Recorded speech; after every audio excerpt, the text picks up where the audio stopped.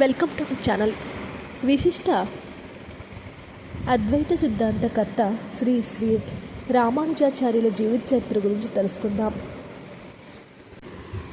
1000 సంవత్సరాల క్రితమే ఆధ్యాత్మిక మానవ విలువలు, సామాజిక సమానత్వం, శ్రీ వెంకటేశ్వరుని ప్రభావము, విశిష్టతను విశేషంగా ప్రజల్లోకి తీసుకువెళ్ళి ధార్మిక ప్రచారం నిర్వహించిన గొప్ప వ్యక్తి శ్రీ రామానుజాచార్యులు వారు. ప్రముఖ ఆధ్యాత్మికవేత్త, పంచాంగకర్త బ్రహ్మశ్రీ చిలకమర్తి ప్రభాకర చక్రవర్తి గారు కూడా తెలియజేస్తారు. శ్రీ రామానుజాచార్యులు 1016లో తమిళనాడులో శ్రీ పెరంబదూర్లో జన్మించారు. అద్వైత సిద్ధాంతానికి తప్పుడు వ్యాఖ్యానాలు చేస్తున్న గురువును ఖండిస్తూ చిన్న వయసులోనే ఆయన చేసిన వాదనలు రామానుజ చరిత్రలో ప్రసిద్ధి పొందాయని తెలియచేశారు.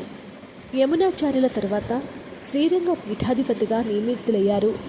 తిరువైమొళి వంటి ద్రవిడ దివ్య ప్రబంధాలను సంస్కృతంలోకి అనువదించి వైష్ణవ మత ప్రచారం విరివిగా చేశారు.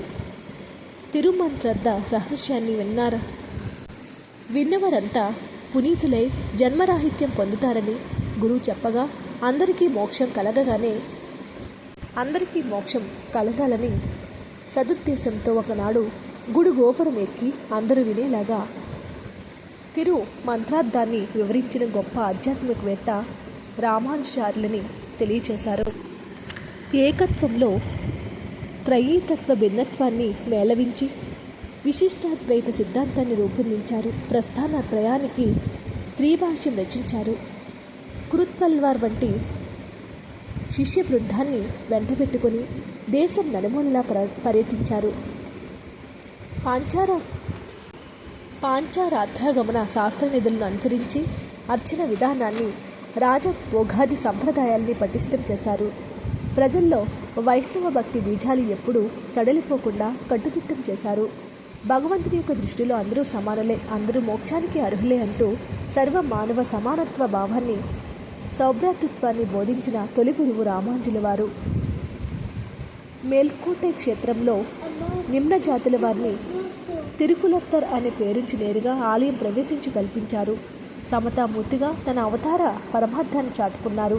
కన్నబిడ్డ ఆరోగ్యం కోసం తల్లి పత్తం చేసినట్లుగా దీనజనుల ఉద్ధరణ కోసం తామే భగవంతుని ఆశ్రయించి ఈ లోకులంతా ఆశ్రయించినట్లుగా భావించమని శ్రీరంగనాథుని ప్రార్థించారు. 120 సంవత్సరాల పాటు అవని సంచారం చేసి ఆయన 1037లో పరమపదించారని జ్యోతిష్యులు తెలియజేశారు. వీడియోని లైక్ చేయండి. మరిన్ని వీడియోస్ కోసం మా ఛానల్ సబ్స్క్రైబ్ చేసుకోండి.